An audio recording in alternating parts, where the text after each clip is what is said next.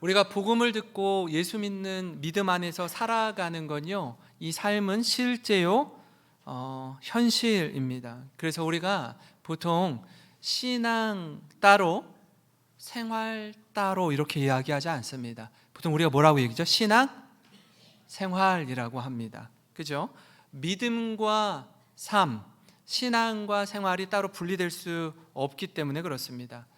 깊은 데로 가서 그물을 내리라는 예수님의 말씀에 베드로가 선생님, 제가 밤이 새도록 고기를 잡기 위해 그물을 내렸지만 하나도 얻은 것이 없습니다. 그러나 말씀을 의지하여 그물을 내리리이다 하는 것처럼 믿음이 있으면 삶으로 연결되게 되어 있습니다. 한번 생각해 볼까요? 여러분, 믿음이 있다면 그 믿음은 반드시 삶에 반영되기 마련입니다. 믿는다라고 하면서 그 믿음이 증명되지 않으면 진짜 그 믿음이 진짜인지 확인해 봐야 합니다. 이 부분에 대해 야고보는 이렇게 말하는데요, 2장 26절에 같이 한번 읽어보겠습니다. 시작. 영혼 없는 몸이 죽은 것 같이 행함이 없는 믿음은 죽은 것이니라. 이렇게 이야기합니다.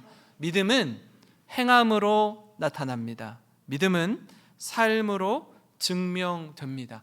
삶이 뒷받침되지 않은 믿음은 죽은 것과 같습니다. 그러나 우리가 믿음에 대해서 말할 때 우리가 때로 이렇게 좀 쉽게 또 가볍게 대할 때가 있습니다. 어떤 경우에 그런가 하면 믿음의 사람 아브라함, 하나님의 마음에 합했던 사람 다윗, 여호와께서 함께하는 사람 요셉, 이런 신앙의 위인들을 이야기할 때 그래요, 저는 아브라함이 아니에요, 다윗이니까 그럴 수 있었죠, 요셉이니까 그런 모함을 받는 상황 가운데서도 끝까지 하나님과 함께할 수 있었죠, 저는 그렇게는 못합니다 라고 그 믿음에 대해서 위대한 신앙의 사람들에 대해서 높이 평가하지만 우리 자신의 믿음에 대해선 전 그렇게는 못합니다 라고 돌아설 때가 있습니다. 그러나 성경을 읽다 보면 반드시 그렇지만은 않음을 우리가 알 수 있습니다. 같은 맥락에서 다윗 역시 마찬가지예요. 여러분, 하나님의 마음에 꼭 맞는 사람이었던 다윗, 골리앗을 이긴 다윗, 사울 왕에게 끝까지 충성한 다윗을 보면 야, 이 사람은 정말 일편단심 하나님 편이구나, 하나님을 향한 마음이 충만한 사람이구나, 이게 느껴지죠. 그러나 다윗은 이스라엘의 왕이 되기 전까지 아주 혹독하리만큼 고된 광야의 시간을 통과했던 사람이었습니다. 미국에 가셨거나 중동에 가신 분들은 아마 이 사막, 광야라는 곳을 아마 지나가 보셨을 겁니다. 끝이 없습니다. 아무것도 잘하지 않는 정말 망망대해처럼 이 모래와 사막이 펼쳐진 저 광야 가운데는요, 그 어떤 것도 의지할 수 없을 만큼 아주 척박한 곳입니다. 다윗은 이 광야의 시간을 처절하리만큼 힘든 도망자의 삶으로 살아냈습니다. 오늘 말씀을 보면 다윗이 도망자로 살면서 좀 다른 사람에게 숨기고 싶은 경험, 다른 건 좀 부각되고 다른 건 좀 스포트라이트를 받아도 이 부분만큼은 좀 감추고 싶은, 다들 몰랐으면 하는 이 수치스러운 모습이 그대로 담겨 있습니다. 아마 다윗이 위인전을 쓴다라고 하면 기록하고 싶지 않은 이야기일 거예요. 영웅담을 쓴다면 꽁꽁 숨기고 싶은 이야기입니다. 근데 성경은요, 한 사람의 순종과 영광스러운 모습뿐만이 아니라 때로는 좀 가리고 싶고 좀 숨기고 싶은 모습마저도 여과 없이 다 담아내고 있습니다. 여러분, 이를 통해서 우리 모두 하나님의 은혜가 필요한 자이며 주님 은혜 없이는 우리 역시 단 한순간도 살 수 없는 존재이구나, 이걸 깨닫게 돼요. 다윗도 마찬가지였습니다. 다윗도 결코 예외가 아니었어요. 이처럼 도망자 다윗을 통해 깨닫는 몇 가지를 여러분과 함께 좀 나누고자 하는데, 그 첫 번째는 뭐냐면요, 왕이 되기까지 아주 치열하고 혹독한 두려움의 시간을 통과했던 다윗이었다라는 겁니다. 여러분, 그 사울 왕과 다윗의 차이점 가운데 우리가 좀 주목할 부분이 있습니다. 그게 뭐냐면 왕이 되기까지 과정입니다. 이스라엘의 초대 왕이었던 사울은요, 어떻게 해서 왕이 됐죠? 왕이 될 때 제비 뽑기를 통해서 됐습니다. 이스라엘의 12지파의 리더들이 나와가지고 제비를 딱 뽑으니까 베냐민 지파가 뽑힌 거예요. 그럼 베냐민 지파에 속한 족속들이 모여서 또 제비를 뽑는 겁니다. 그리고 그 뽑힌 가문들이 모여서 또 제비를 뽑는 거예요. 그리고 가족들이 모여서 또 제비를 뽑아요. 그래서 뽑힌 사람이 사울이었습니다. 사울은요, 그가 뽑혔을 당시에 외모가 다른 사람에 비해 머리 하나가 더 있을 만큼 아주 외모가 출중했던 사람이었을 뿐 아니라 그 마음이 얼마나 겸손한 자인지 우리가 확인했습니다. 이에 반해서 다윗은요, 그 과정이 쉽지 않았습니다. 처음 그 사무엘을 통해서 기름 부음을 받았을 때부터 좀 남달랐어요. 왜요? 아버지 이새가 그 자녀들, 아들들을 부르는 그 자리에 다윗은 패싱 당했습니다. 그 자리에 없었어요. 그때 뭐 하고 있었죠? 들에서 양을 치고 있었습니다. 다시 말하면 그 형제들 안에서도, 심지어 아버지 이새가 볼 때에도 다윗은 왕이 될 만한 사람이 아니었다라고 여긴 인물이었어요. 게다가 여러분, 이스라엘을 위기에서 구한 국가 영웅으로 등극했지만 안타깝게도 그 여인들의 노랫소리 뭐였죠? 사울이 죽인 자는 천천히요, 다윗은 만만히로다. 이 노래 한마디에 10년이 넘는 도망자의 생활을 겪어야 했어요. 그를 뒤쫓는 사람이 누구였죠? 다름 아닌 장인 어른이었던 사울이었습니다. 여러분, 우리가 누군가 우리를 뒤쫓는다라고 할 때 도망쳐 보신 적 있으세요? 도망자의 신세가 얼마나 긴박하고 초조한지 모릅니다. 어떤 죄를 짓고 도망치잖아요. 지금은 뭐 우리나라도 그렇고 전 세계도 그렇고 곳곳에 CCTV가 어마어마하게 많이 있어서 죄 짓고 도망쳐봤자 이 손바닥 안에 있게 되거든요. 뭐 이 당시에는 그런 게 없으니까 어쨌든 도망치는데, 지금 쫓는 사람이 누구라고요? 이스라엘의 왕인 거예요. 왕으로부터 지령이 내립니다. 다윗을 찾거든 속히 내게 보고하라고 말이죠. 심지어 다윗을 사로잡아 오지 못한다라면 그 자리에서 죽여도 좋아 라는 명령이 떨어지는 거예요. 여러분, 이쯤 되면 사면 초가의 상황에 놓인 것과 다름없습니다. 이런 상황 속에 다윗이 누구를 믿겠어요? 어느 누구에게 자신의 속마음을 이야기하겠냐고요? 아무 말도 못해요.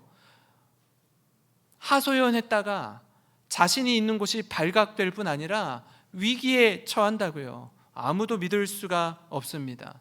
그 등잔 밑이 어둡다고 우리 지난주에 나눈 말씀처럼 사울 왕의 아들이었던 요나단 외에는 그의 진심을 토로할 사람이 한 사람도 없었습니다. 그냥 그저 살기 위해서 열심히 도망칠 뿐이에요. 그렇게 수차례 생명의 위협을 느낀 다윗이 견디다 못해 도망친 곳이 있어요. 이스라엘 진영 안에서는 살아남을 수가 없겠다 싶은 거예요. 그래서 도망친 곳이 어디예요? 블레셋이에요. 블레셋이 어떤 나라예요? 자신이 골리앗과 싸워서 승리한 곳이에요. 그곳에 적진의 한복판에 들어가는 것입니다. 골리앗의 머리를 벤 다윗이 스스로 골리앗의 고향인 가드로 들어가요. 한번 생각해 보세요. 오죽하면, 제가 오늘 설교 말씀의 제목을 뭐라고 했어요? 오죽하면 이스라엘에서 못 살겠는 거예요. 그래서 어디로 가요? 블레셋 땅으로 가는 거예요. 골리앗의 고향으로 가는 곳입니다. 10절 11절을 보시면 이렇습니다. 그날에 다윗이 누구를 두려워하여? 사울을 두려워하여 일어나 도망하여 가드 왕 아기스에게로 가니, 가드라는 지역이 블레셋의 5대 도시가 있습니다. 5대 도시 중에 하나가 가드라는 지역이에요. 이 가드가 골리앗이 태어난 고향이기도 합니다. 그곳의 왕이었던 아기스에게로 갑니다. 아기스의 신하들이 아기스에게 말하되 이는 그 땅의 왕 다윗이 아니니까 무리가 춤추며 이 사람의 일을 노래하여 이르되 사울이 죽인 자는 천천히요 다윗은 만만히로다 하지 아니하였나이까 한지라. 이게 말이 됩니까? 오죽하면 적진으로 들어가겠습니까? 기가 막힌 일입니다. 상상하지 못할 곳을 도피처로 삼아 피하는 것이에요. 그러니까 어느 정도 힘들고 어려운 상황이었는지 이 대목을 통해 우리가 분명히 알 수 있어요. 그리고 이 말씀 가운데 우리가 주목해서 살펴볼 부분이 있는데 뭐냐면 11절 상반절입니다. 한번 같이 읽어볼까요? 시작. 아기스의 신하들이 아기스에게 말하되 이는 그 땅의 왕 다윗이 아니니까. 지금 뭐라고 얘기했죠? 그 땅의 왕. 지금 이스라엘의 왕이 누구예요? 사울인데 블레셋 신하들이 볼 때 사실 이스라엘의 왕은 누구처럼 여겨진 거예요? 다윗처럼 여겨진 거예요. 뭘 근거로? 여인들의 노랫소리를 근거로. 명목상의 명분상의 왕은 사울일지 모르지만 사실은 이스라엘의 왕은 다윗이라고 여기는 것입니다. 아마 그래서 그랬는지 몰라도 사울이 다윗을 죽이려고 했던 이유도 여기 있는 거예요. 너를 해치지 않으면 내가 이스라엘의 왕으로서 온전히 왕 노릇을 할 수 없다라고 여긴 것입니다. 여러분, 그렇기 때문에 사울의 마음이 분노로 더욱 불붙습니다. 게다가 이렇게 마음을 굳힌 이유가 있어요. 그 사울이 요나단과 이야기하면서 얼마나 그가 다윗에 대해 분해하는지, 다윗을 해하려고 하는지를 절절히 느낄 수 있는 성경 말씀이 있는데요. 20장 31절부터 34절입니다. 한번 눈으로 잘 따라와 주시면 좋겠습니다.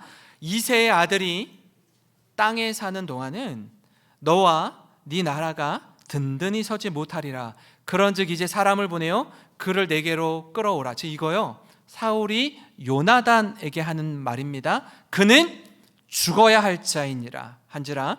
요나단이 그의 아버지 사울에게 대답하여 이르되 그가 죽을 일이 무엇이니까 무엇을 행하였나이까.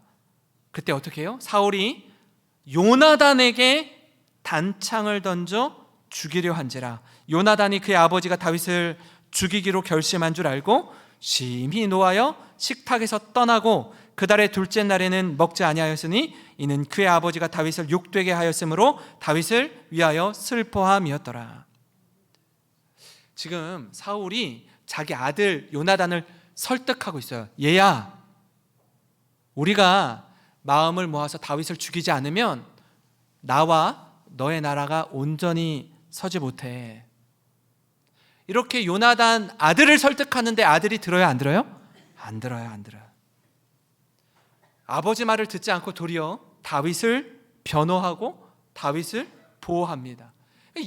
이해가 안 되는 거예요. 사울 왕의 입장에서 내가 아들 편인데 내가 네 편이고 나를 이어서 네가 왕이 되었으면 좋겠는데 요나단이 절레절레 고개를 흔드는 거예요. 왕은 내가 아니라 다윗이 되어야 하는 게 옳다라고 말하는 겁니다. 그러니까 사울이 이게요, 격분하니까 감정 컨트롤이 안 돼요.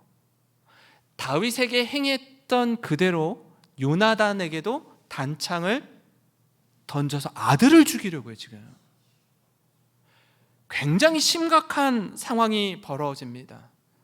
사울의 분노가 끝없이 타오르는 거예요. 그는 왕으로서의 품격은요, 온데간데 없습니다.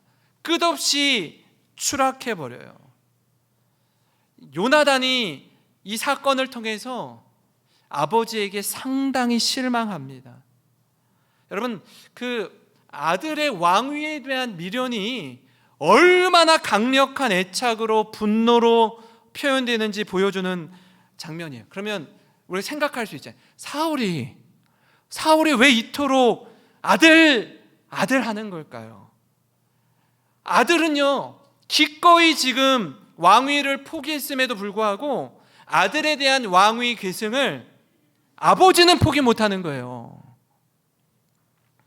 왜냐고요?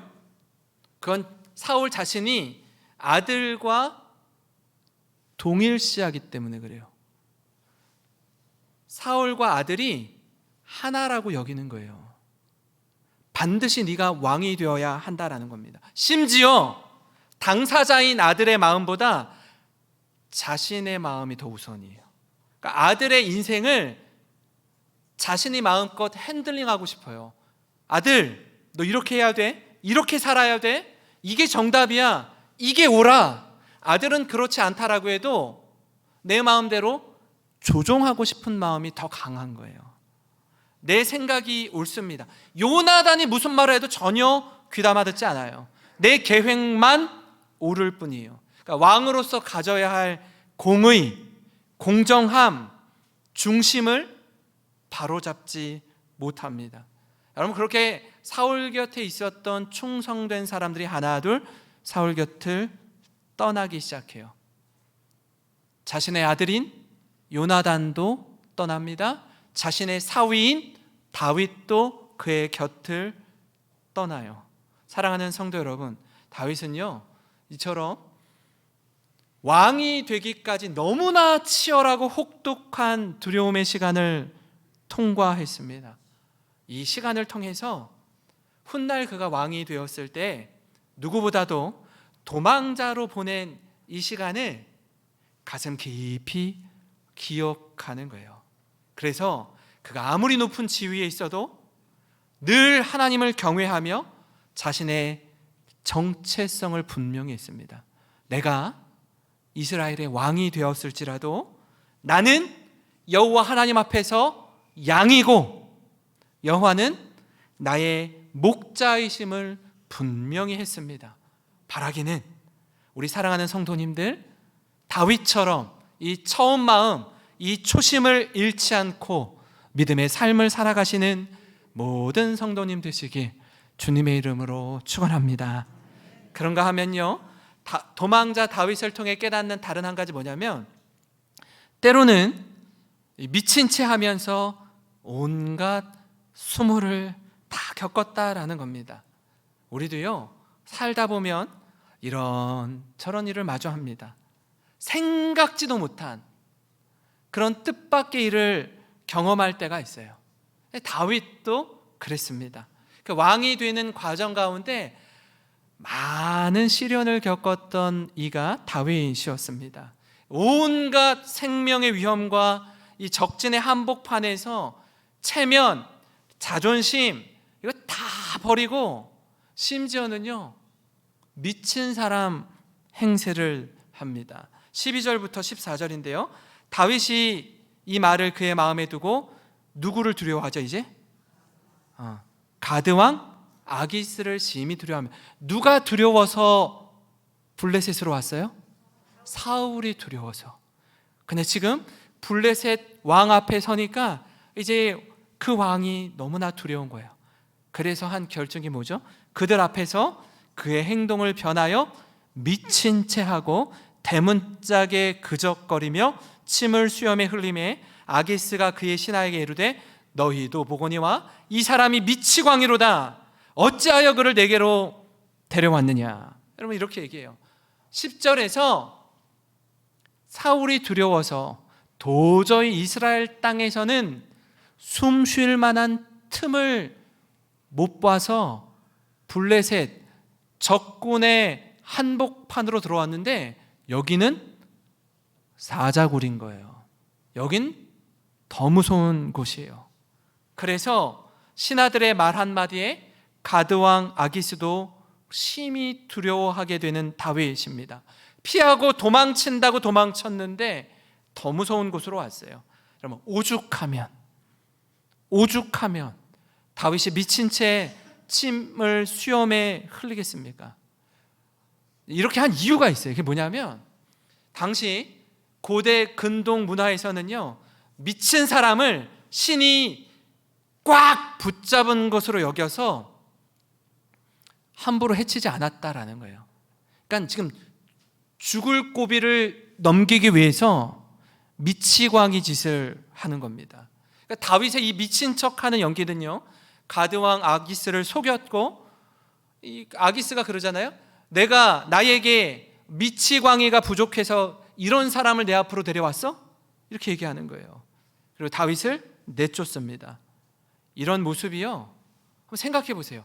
다윗이 어떻게 이렇게까지 할까? 자기 생명 하나 살리겠다고. 근데요, 이 모습이요, 그저 다윗만의 이야기만으로 그치지 않습니다. 우리 역시 인생의 봄, 여름, 가을, 겨울, 이 4계절을 지나면서 전혀 예상치 못한 일을 겪기 때문에 그래요. 그런 거 있잖아요. 우리가 드라마를 보다가, 특히 영화를 보다 보면 한 사람의 인생이 얼마나 곤고하고 힘들고 처절한지 그렇게 보잖아요. 아이고, 참 주인공이 너무나 불쌍하다, 안타깝다, 그러면서 이렇게 공감하게 되고 눈시울도 뜨거우게 되고 하는 거 아닙니까? 근데 문제는 뭐죠? 그 드라마나 영화 속에서나 일어날 법한 일들이 저와 여러분의 인생 가운데도 들어와서 참 힘들고 어려운 시간을 보낸다라는 거예요. 절대로 일어나서는 안 될 것 같은 그 일이 우리에게도 동일하게 일어난다라는 겁니다. 그래서 때로는 자존심이고 뭐고요, 완전히 꺾이고 짓밟힐 때가 있습니다. 어떤 조롱과 비웃음도 감당해야 하는 상황에 놓일 때가 있다고요. 그거 아세요? 여러분, 이것저것 따지고 재고할 때는요, 우리가 뭘 따지잖아요, 뭐 비교하잖아요. 이럴 때는 그래도 일말의 자존심이 살아있을 때 그래요. 우리가 막 큰 소리 치고 내 성질 있는 대로 다 부리고 할 때 있잖아요. 그럴 때는요, 아직 팔팔하게 살아있는 자존심이 있을 때 그럴 수 있어요. 근데 이보다 한 번 더 꺾이잖아요. 이보다 한 번 더 지하로 떨어지면요, 그러면 납작 엎드립니다. 이젠 죽었구나 하고 생각하는 거예요. 내 자아, 내 고집, 내 욕심, 내 계획을 다 내려놓게 됩니다. 그리고 그제서야 주님을 바라보게 돼요. 여러분, 시편은요 1편부터 150편까지 있는데 그 시편 150편 중에 대다수는 다윗이 쓴 시입니다. 근데 그 시편 가운데 34편은 지금 우리가 읽은 본문 말씀, 이 아기스 왕에게 도망쳤을 때 그 어려운 중에 쓴 시가 시편 34편이에요. 그래서 그 부제가 이렇습니다. 다윗이 아비멜렉 앞에서 미친 채 하다가 쫓겨나 지은 시. 여러분, 여기서 아비멜렉은 뭐냐면요, 사람 이름이 아니라 블레셋의 왕을 가리키는 말입니다. 그러니까 우리나라는 그 조선시대가 마치고 왕정시대를 마친 후에 우리나라의 왕은 뭐라고 표현해요? 지금 뭐라고 불러요? 대통령이라고 말해요. 그죠? 대통령이라고 이야기합니다. 그것처럼 이집트의 왕은 뭐라고 얘기하죠? 파라오라고 이야기합니다. 성경에는 바로라고 되어 있는데 파라오라고 얘기하는 것처럼 블레셋의 왕은 아비멜렉이라고 말하는 거예요. 그러니까 사람 이름이 아니라 왕을 뜻하는 표현입니다. 그래서 시편 34편의 부제가 이런 건데요, 34편 6절부터 8절을 보면 그 다윗의 절절함이 느껴집니다. 이 곤고한 자가 부르짖음에 여호와께서 들으시고 그 모든 환난에서 구원하셨도다. 여호와의 천사가 주를 경외하는 자를 둘러 진치고 그들을 건지시는도다. 너희는 여호와의 선하심을 맛보아 알지어다. 그에게 피하는 자는 복이 있도다. 다윗의 이 고백은 인생의 바닥을 칠 때 하나님을 깊이 경험하며 나온 고백이에요. 그저 책상 앞에 앉아서 깊은 사색 가운데 쓴 시가 아니라는 거예요. 생명과 죽음 사이에서, 도망자의 자리에서, 수치와 부끄러움의 자리에서 건지신 하나님, 구원하시는 주님의 은혜를 경험한 사람의 진실한 고백입니다. 여러분, 그렇습니다. 우리 인생 역시 마찬가지예요. 하나님이요, 우리를 혹독한 자리에 놓을 때가 있어요. 여러분, 원석이 보석으로 다듬어질 때, 다이아몬드가 빚어질 때에 다듬는 시간이 있어요. 우리의 모난 부분을 아주 강하게 다듬을 때가 있습니다. 여러분, 우리의 모난 부분이 강한 정으로 딱 하고 맞으면요, 많이 아파요. 많이 아파요. 나의 자존심, 나의 고집, 나의 욕심을 누군가 딱 건드리잖아요. 악! 하고 소리 질러요.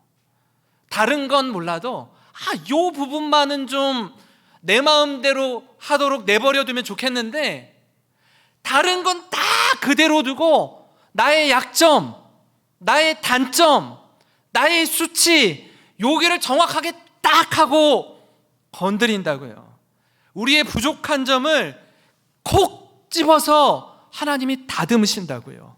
여러분, 그럴 때면요, 사람이 깜짝하고 놀랍니다. 아니, 이걸 어떻게 하셨지? 왜 하필 나의 이 약함을 드러나게 하실까? 그 약함을 꽁꽁 숨기고 있는데 사람들 앞에서 발가벗겨진 것처럼 딱 드러나게 하실 때가 있어요. 부끄러워요. 사람들 앞에 고개를 들 수가 없어요. 근데 그곳에 나를 세우시는 거예요. 그리고 보석처럼 빛나도록 우리를 다듬으십니다. 제가 제자훈련을 하면서 우리 훈련생분들과 함께 질문하고 답하고 서로의 이야기를 들을 때가 있습니다. 근데요, 훈련생들이 열심히 과제를 예습해 오세요. 질문에 대한 답을 이렇게 달아오거든요. 근데 어떤 질문은 답하기 좀 쉬운 질문이 있어요. 근데 어떤 질문은 답하기 좀 어려운 질문이 있어요.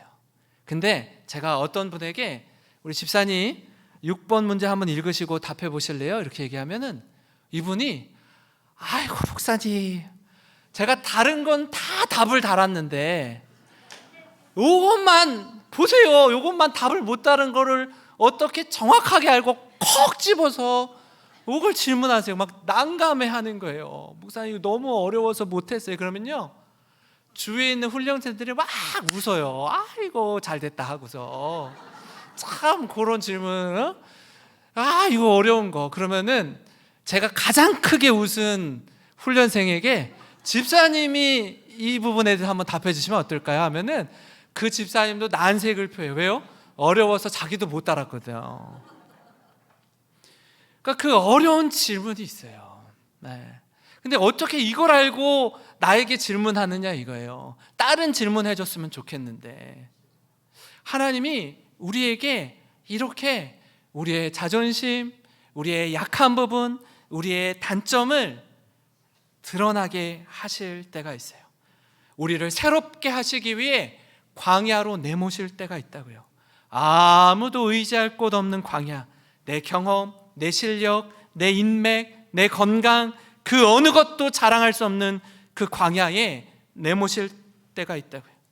모든 것 내려놓고 그저 하늘의 하나님만 바라보게 하는 그 광야, 여러분 그곳에서 우리의 믿음이 견고해지고 원석이 깎이고 다듬어져서 보석처럼 빛나는 그 은혜와 기쁨을 누리시는 사랑하는 우리 모든 성도님 되시길 주님의 이름으로 축원합니다.